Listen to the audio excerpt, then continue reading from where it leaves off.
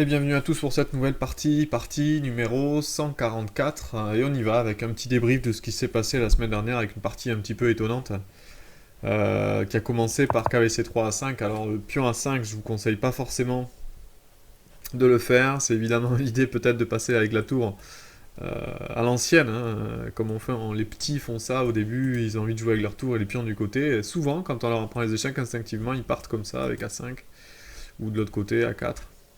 Mais du coup, c'est pas très très fort, hein. On le dit aux échecs, il faut prendre le centre, c'est important, développer ses pièces de façon harmonieuse. Et donc ici, c'est pas le coup le plus fort. Donc du coup, B6. Alors déjà ici, je joue à 3 pour empêcher le fou de venir en B4, donc on va passer un peu vite. L'idée, ici, les noirs perdent un pion, et c'est vrai que l'ordinateur donne un bon avantage blanc après fou prend, pion prend et cavalier G5. En fait, on va passer assez vite, mais ici, sur C5, j'ai un petit peu joué vite. Là, il y avait Dame G4 qui était assez fort, au lieu de Fou E3, avec des idées évidemment de sacrifice. Il y avait Dame H5 aussi avec des potentialités. Je crois que Dame H5 d'abord, pardon, G6, Dame G4, il y avait des trucs comme ça. Et après sur Pion prend, peut-être l'autre cavalier arrivé. Enfin, c'était intéressant. Ici Fou E3, bon. Et après cavalier C6, pion prend, fou prend, et là je fais une erreur assez grosse que mon adversaire n'a pas vue, je fais fou prend. Et en fait ici, dame prend. C'est très fort parce que ensuite on peut prendre en G2, on peut prendre en E5, mon fou est attaqué, et même si je prends le pion, les noirs ont un énorme contre-jeu. Donc là, grosse erreur, je donnais carrément l'avantage noir et pratiquement l'avantage décisif, donc vraiment une énorme bourde. Par contre, après pion prend, cavalier prend. A noter qu'au lieu de faire fou prend, toujours pareil, un dame H5 était très fort avec des variantes compliquées, mais à la fin ça donne un avantage blanc. Et après cavalier prend, ici j'ai une position vraiment tranquille avec un bon avantage. Et là, après cavalier prend et dame B6, cavalier A4 était bien, était fort. Ici c'est assez facile, dame D6 très fort aussi, donc là j'enchaîne les bons coups. Ici dans cette position, roc est le bon coup, cavalier prend 5 est la faute décisive dans la partie à cause de cavalier prend, et le reste est assez clair. J'ai juste raté un petit truc à la fin, parce que j'ai pas mal joué ici le passage, la transition en finale, avec la prise du cavalier, ma tour qui vient défendre. Ici c'était correct. Juste ici, dans cette position-là, je fais tour échec, fou là, et tour F6, ok, why not, mais là il y avait un super coup. C'était, au lieu de jouer tour F6, c'était jouer tour 2. Tour 1, pardon. L'idée est la même, c'est de jouer tour F6, mais en fait, ça obligera le roi à partir sur la colonne de la tour, et en fait, il y a une découverte terrible avec le cavalier. Mais bon, c'était pas méchant, sauf qu'ici, j'ai fait ça. Échec, j'oblige à revenir, et là je joue cavalier D1, petite subtilité aussi, cavalier G4 force le mat beaucoup plus vite. Voilà. Sinon, cavalier D1 marche, évidemment, ça gagne la tour. Une partie assez propre, j'étais assez content. Évidemment, l'adversaire avait joué trop vite, on avait vu, et du coup, il avait enchaîné les conneries dans l'ouverture. Donc attention. Donc là, on va se relancer. Aujourd'hui, on va repartir sur une 10 plus 4. Et donc, je vous propose la nouvelle partie de la journée. Donc voilà, on va lancer ça. On va lancer un nouvel adversaire. Et puis c'est parti. Ah ouais, donc il faut que j'attende une minute parce que pendant que j'attendais et pendant que je vous faisais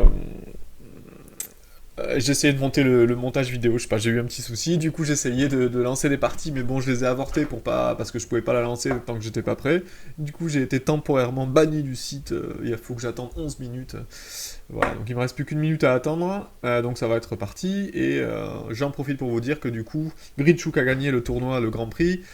Il est potentiellement du coup numéro 1 du classement des Grands Prix. Virtuellement, il va le rester, je pense, et il va être qualifié pour le tournoi des candidats. Il ne reste plus qu'une place à prendre. Un dernier tournoi à faire à Jérusalem. Je crois que si je dis pas de bêtises. Du coup, il y a Maxime, il y a Mamediarov et Yann Nepomniachtchi qui ont tous les deux pas mal de points et qui sont potentiellement les 3 candidats à la deuxième place. Donc voilà, dernière chance pour Maxime de se qualifier pour les candidats. Évidemment, il y a la wildcard, mais pour le moment, on n'y croit pas trop. Allez, j'ai 50 secondes à tenir, à meubler. J'en profite du coup pour vous dire, avant que la partie démarre, de continuer à partager ça autour de vous, sur vos réseaux sociaux. Là, vous avez qu'à partager ça sur vos Facebook, et pour faire connaître un peu ma chaîne autour de vous. Et sinon, quoi de neuf Non, on attend vivement du coup ce dernier Grand Prix. On va espérer que Maxime, je crois que c'est juste avant Noël, se qualifie. Et ensuite, il y aura le tournoi des candidats, je crois que c'est en mars, pour affronter Carlsen l'an prochain, à la même période, en octobre-novembre. Donc ça fait pas mal de temps. C'est compliqué, hein, en fait, hein, de se qualifier pour le cycle du championnat du monde, d'arriver au tournoi des candidats, ensuite de le gagner, pour arriver à défier Carlsen. Donc c'est tout un truc, hein. Voilà, voilà. Donc on espère. Il y a une petite chance pour lui. Là, il est en pleine bourre en ce moment, donc on va espérer. Ok, donc on va lancer une partie. Et puis on va voir s'il y a un adversaire à ma taille aujourd'hui. On espère que ça soit une partie sympa, assez pédagogique, et avec quelqu'un de costaud. J'en profite aussi pour du coup revenir peut-être sur les commentaires aussi que vous m'avez fait, c'est super sympa. Merci à tous. Il y en a qui m'ont demandé par rapport au niveau sur Lichess, quel était le niveau, est-ce que les lots valaient les lots réels. C'est assez compliqué de donner J'avais déjà répondu sur le sujet, c'est assez compliqué de donner euh, une réponse précise là-dessus. Évidemment que là, par exemple, j'arrive presque sur les 2004. Je ne vaux pas 2004, surtout pas. En ce moment, je suis pas très entraîné. Je joue comme ça de temps en temps, mais je vaux pas 2004. Quand j'ai joué en partie rapide, je vais aller dans les 2003. Je suis monté à 2360 en rapide, plus de 2400 en bliss déjà, mais je tournais autour de 2003. Donc en étant entraîné, si j'arrive sur Lichess, que j'arrive à 2004, 2450, disons que ça vaut un 2003 quoi. Voilà. Pour moi à peu près, en rapide, hein. Attention, c'est des cadences rapides, donc c'est pas des cadences lentes. Le classement n'a rien à voir. On sait maintenant qu'il y a trois classements, un classement blitz, un cadence rapide et une cadence lente. Il y a des joueurs qui sont très forts en rapide et moins en lent, et vice versa, donc il y a ça aussi à prendre en compte. Bon bah écoutez, c'est parti, j'ai un adversaire Enigma qui est là, donc eh ben on va attaquer, hein. On va attaquer ça. Alors, cavalier C3, pourquoi pas. Allez, on y va avec cavalier C3. On y va avec cavalier C3 et on lance les hostilités. On va régler un petit peu la mire, hein, sur la webcam, parce qu'on voit plus rien en fait. Je vais la mettre là. Je vais la mettre là, la webcam. Autant la mettre de mon côté. Alors, cavalier C3, D5. Là, je joue toujours ici E4. L'idée, c'est sur pion pousse, cavalier E2, puis le cavalier repart de l'autre côté. J'aime beaucoup ça, vous le savez. Après, il y a la prise aussi, et donc sur la prise, bah, je vais déjà prémouver le coup cavalier prend. C'est un adversaire du coup assez fort, j'ai pas regardé d'où il sortait. Un adversaire qui a joué 41 games, surtout des parties plus lentes. 16 parties en classical, et puis aussi en blitz. Ouais, il est assez fort, hein. Un adversaire assez nouveau sur le site. Et ici, je joue avec des 4, donc j'ai une meilleure structure de pion. J'ai un 4 ici, 4 contre 3 à l'aile dame. Donc en général, les finales sont bonnes pour les blancs dans cette position, puisque pour les noirs, c'est très difficile de progresser et de faire un pion passé avec un pion doublé ici. Ça ressemble à la structure de la berlinoise, mais à l'envers si vous voulez. Berlinoise, il y a un 4 contre 3 pour les blancs à l'aile roi, et exactement la même structure à l'aile dame pour les noirs. Donc c'est exactement le contraire. Donc voilà, c'est des structures qui sont assez saines pour les blancs, et bon, moi j'aime bien, je vais jouer ici fou D3. L'idée c'est de se développer avec cavalier E2 et roc. Il y a aussi des possibilités de faire fou E3, dame D2 et puis grand roc dans ces positions. Mais j'aime bien jouer avec fou D3 et cavalier E2, c'est un schéma de jeu que j'ai déjà pas mal joué. Ok, le coup F5 est intéressant. Intéressant parce que bon, bah, il prend de l'espace du coup à l'aile roi, mais il bloque d'un autre côté le fou noir. D'un autre côté, le cavalier peut trouver une case assez facile ensuite en E4. Donc bon, un coup intéressant. Un coup intéressant. Qu'est-ce que je vais faire de beau? Peut-être roquer. Peut-être roquer simplement ici. Et ici jouer G3. Bon, adversaire qui joue très vite. Je joue G3. Alors vous allez me dire, oui, ça affaiblit les cases blanches. C'est vrai, mais j'ai encore le fou de cases blanches. Je suis pas forcément gêné de cette histoire. Alors ici, j'ai un coup analysé, c'est cavalier F4 avec une potentielle échange de reines. Est-ce que je suis content d'échanger les reines dans cette position? Peut-être fou F4. Peut-être fou F4 ici, qui est intéressant. Fou F4, je préférerais échanger ce fou-là, qui est assez fort, le côté noir, ce fou. Installer mon cavalier en F4 et puis échanger les reines, avec une finale légèrement supérieure ici. Bon, si je reprends peut-être de ce tour, parce que du coup, l'autre tour ira plutôt sur la colonne E. Je suis pas sûr qu'il veuille échanger les reines dans cette position. Il veut bien, ok, mais j'ai un bel avantage de développement ici. C'est assez étonnant sa façon de jouer cette ouverture, parce que les finales sont bonnes pour moi. Alors, je sais pas, c'est étonnant, c'est étonnant. Je suis un peu dérouté. Alors ici, j'ai déjà envie d'envisager le coup critique cavalier D5. Donc là, il faut réfléchir à ce qui se passe. Il peut pas défendre le pion, mais il peut prendre par contre. Alors, qu'est-ce qui se passe surprise? Il faut toujours analyser ces variantes critiques. Ces variantes forcées. Il y a cavalier prend. Attaque la tour. Donc tour B8 forcé. Et ensuite, est-ce que j'ai quelque chose, une découverte sur le cavalier? Donc j'ai évidemment pas fou prend à cause de cavalier prend. Donc est-ce que j'ai quelque chose là? Ou est-ce que j'ai pris juste le pion et j'ai transformé une majorité de 4 contre 3 contre 3 contre 2 à la fin? Je suis pas sûr d'avoir gagné quelque chose. Je suis pas convaincu. Peut-être que le coup C3 est plus juste dans cette position. Tranquille. C3, j'ai aussi un coup intéressant, c'est fou C4, défendant le pion, mais j'ai l'impression que le coup C3 est sain. Je menace maintenant cavalier D5. S'il joue fou E6, je peux transposer dans une bonne finale en faisant cavalier prend. Et le coup fou D7 est assez passif. Parce que je peux toujours jouer cavalier D5 et fixer une tour à la défense du pion, jouer tour 1, essayer de rentrer ensuite. Je sais pas. Une chose comme ça. Bon, j'ai une position assez saine, facile à jouer. Mais est-ce qu'il y a un gros avantage? Ça, c'est à voir. Donc j'ai la majorité, vous voyez, à l'aile dame. Donc voilà, c'est le fameux 4 contre 3 parce qu'il y a un 2 contre 1 ici, potentiellement, donc un pion passé sur la colonne D à la fin.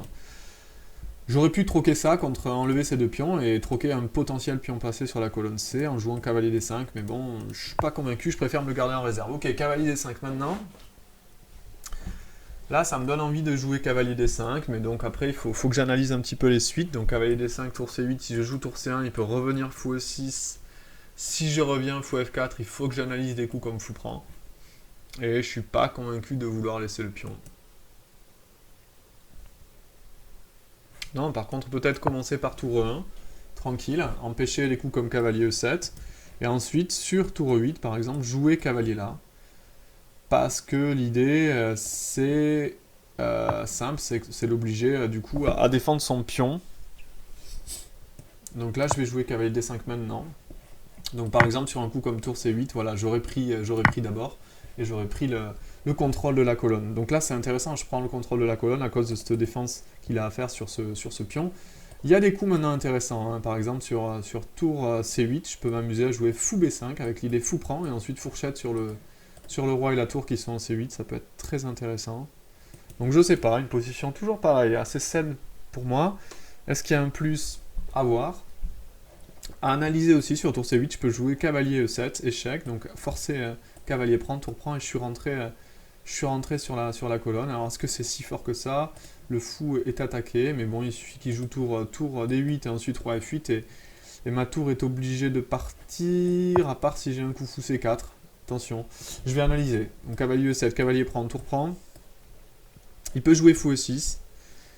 Il peut jouer fou E6, et j'ai l'impression que j'ai le fou enfermé. La tour enfermée, pardon. Ouais, effectivement, c'est un fait même. Hein. Parce que le coup D5, j'ai D5, remarque. Mais après, roi là, j'ai pas grand chose, je vais être obligé de sacrifier la qualité. Donc non, ça marche pas. Ça marche pas. Donc ok, fou B5, l'autre coup candidat dans cette position. Menace fou prend et menace fourchette. Alors qu'est-ce qu'il fait sur fou D5? Est-ce qu'il a fou E6? Il y a fou prend, défend le cavalier, et après pion prend, je fais la fourchette. Donc ça marche pas fou E6 par exemple.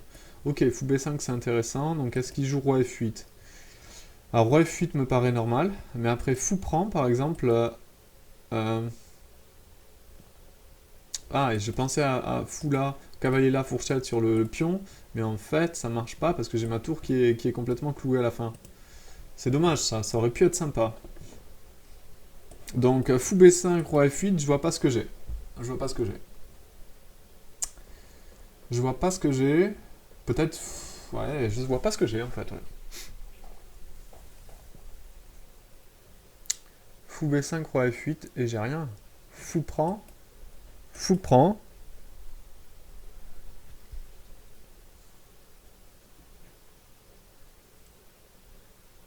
Bon, des fois, il faut aller un peu plus loin, hein. Cavalier ici, mais là, j'ai tour 8, non, je peux pas. Et sur cavalier E3, il va défendre, hein. Non, c'est pas incroyable. C'est pas incroyable, c'est pas incroyable. Troquer mon fou contre son cavalier en cette position, je crois pas que ce soit la bonne idée. Euh... Alors, tour là. Très intéressant aussi, hein. Sur fou E6, en fait, il y a tour prend, et il peut pas faire fou prend à cause tour prend.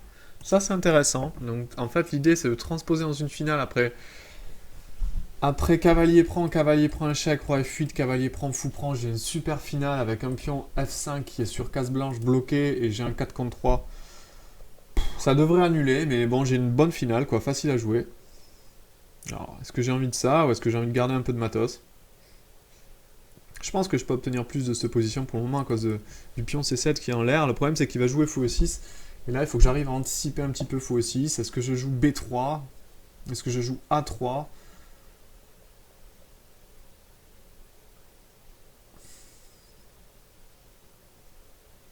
Il va jouer roi F8 hein, au prochain, c'est presque forcé. Alors roi F8 au prochain. Qu'est-ce que j'ai dessus, quoi? Pas grand-chose, quoi. C'est pas simple. B4 aussi envisageable. B4 pour jouer B5 peut-être.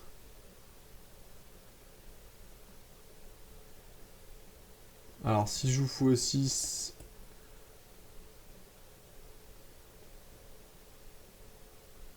Qu'est-ce que je fais sur fou E6, quoi?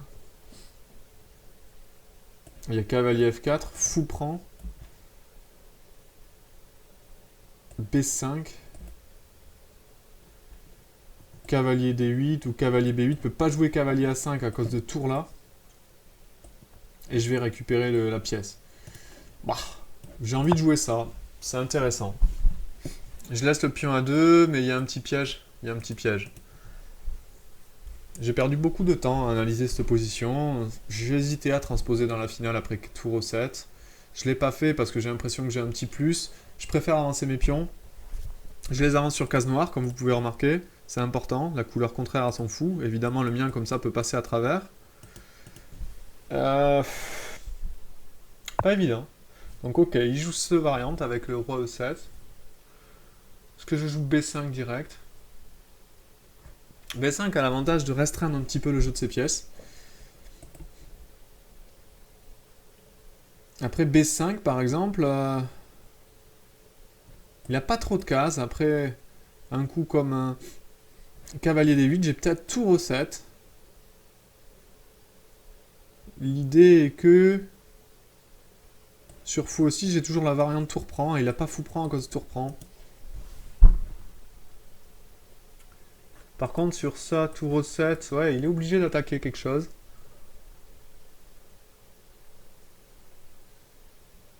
Intéressant, hein. J'ai envie de le jouer. J'ai envie de le jouer. J'ai envie de prendre de l'espace. J'ai envie d'être agressif dans cette position. B5 me paraît intéressant. B5 me paraît intéressant parce que le cavalier là, il se retrouve sur la bande, un peu isolé du reste du monde. Le cavalier en B8, il est pas bien. Et le cavalier en D8, il coupe la tour. Donc j'aime bien ce coup. J'aime bien ce coup. Donc B4, B5, ok, j'essaie de prendre l'avantage. De toute façon, si je prends pas l'avantage de là, je vais le transposer dans une finale qui risque d'être assez égale. Donc là, il faut y aller, hein. Il faut y aller. Alors, du coup, cavalier D8. Fou E6. C'est pas un coup auquel je réfléchissais. C'est pas un coup auquel je réfléchissais. Ça me permet de faire pion prend, et après fou prend. Je suis pas convaincu, j'ai l'impression que je gagne ce pion. J'ai l'impression que je gagne un pion sur cette position-là. Là, j'ai un pion de gagner. Alors, est-ce que je fais mieux que ça? Est-ce qu'il y a cavalier F4 ici? Sur cavalier F4, qu'est-ce qu'il fait? Cavalier E7 peut-être. Sur cavalier D8, je suis pas convaincu de cavalier D8, mais bon, peut-être je me trompe. Je devrais. Parce qu'il y a cavalier prend. Et s'il fait cavalier prend, je fais fou prend. Donc je suis pas convaincu. Donc attendez, cavalier F4, je dois réfléchir aussi à ça. C'est intéressant. Il est obligé d'enlever le cavalier. Donc ou cavalier E7, Mais sur cavalier E7, il perd direct un pion. Donc non, pardon, cavalier F4, il est obligé de jouer cavalier D8. Et là, est-ce que j'ai quelque chose d'intéressant? Est-ce que j'ai pas cavalier prend? Cavalier prend, puis fou prend. Donc ok, sur cavalier F4, cavalier D8, ici je prends, il reprend du pion. Mais j'ai pas l'impression qu'il soit si bien que ça après. Je peux jouer fou C4, après il va jouer roi F7, il va défendre. Il est pas bien, mais il va défendre. Il est pas bien, mais il va défendre. Il peut jouer roi E7, mais il a C4 peut-être, je sais pas. J'ai l'impression que je vais gagner un pion en force. I don't know, je suis pas sûr de cette position. Après roi là. Non, je vais aller sur la simplicité, je vais faire pion prend. Je vais aller sur la simplicité ici. Ok, là j'ai fou prend F5 déjà, en fait. Mais je suis pas convaincu de fou prend F5 déjà.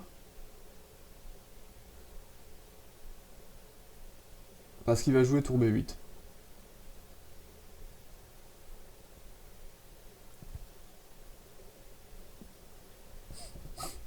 Par contre, je peux jouer C4.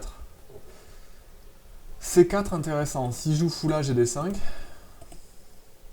S'il fait pion prend, j'ai fou prend.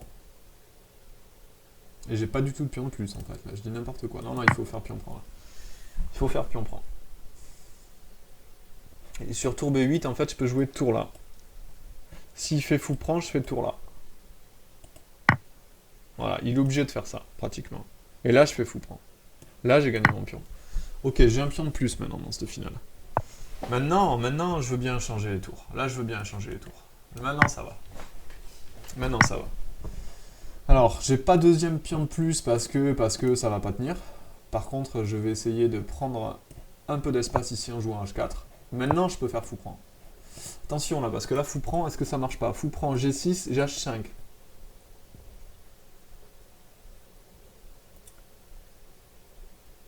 Et sur roi F6, je fais pion prend, fou là. Et je me barre. Et sur fou prend H5, G6, s'il prend, je me barre. C'est intéressant ça. Attendez, fou prend G6, H5. Est-ce qu'il n'y a pas fou E4?